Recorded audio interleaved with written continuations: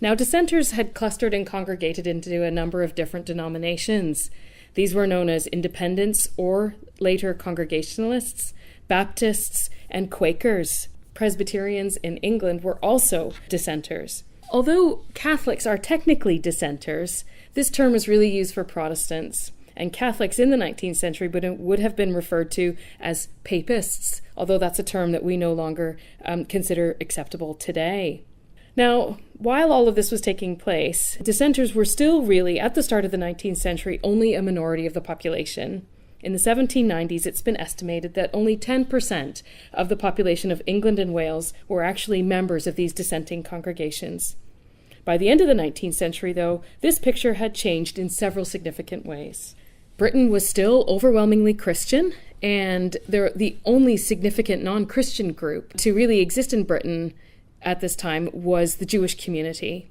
Although, like I said, there were isolated individuals of a variety of different non-Christian faiths, there were really only very few now isolated congregations being established. Like, for example, there were a number of Sikh Gurdwaras and Islamic mosques were being established in Liverpool and in London. But this was still very, very small.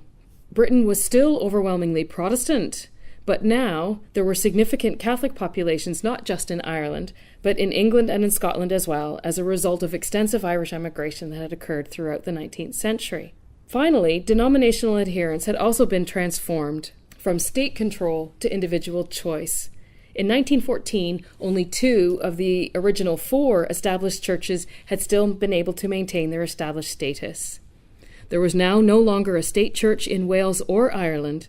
The state church in Scotland had been bitterly divided, and all that remained really was the Church of England to uphold this ideal of a national church. And now, more than 50% of the population affiliated themselves with nonconformist denominations. This is a radical transformation in religious adherence and a great loss to the established churches. And not only that, but by the end of the 19th century, there had been a huge proliferation in the number of denominations. And many, many new denominations, some with maybe only a single congregation, had now been established.